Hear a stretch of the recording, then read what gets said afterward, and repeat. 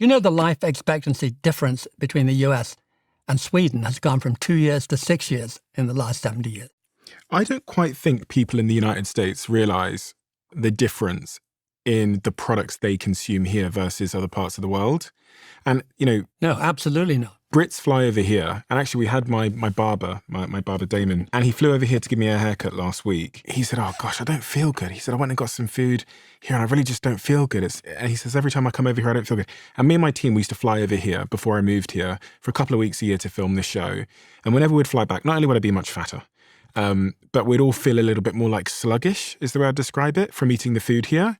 And it almost felt quite clear that there's like something in the food that our bodies just isn't used to in the UK.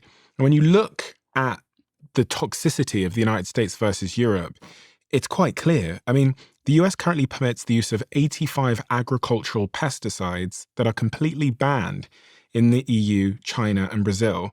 The US sprays over £300 million per year of pesticides that are deemed too dangerous to be legally used in Europe, including that one I said about the frogs called atrazine. So the EU has banned or heavily restricted over 1,300 chemicals in cosmetics and personal care products due to toxicity and hormone disruption.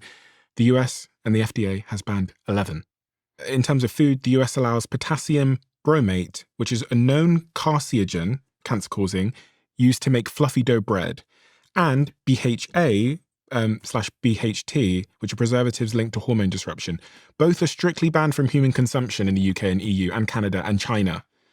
And lastly, the US allows titanium dioxide used to make candy smell like Skittles, bright white, and synthetic dyes like Red 40, which requires strict warning labels or outright bans in Europe due to DNA damage and neurodevelopmental issues in kids.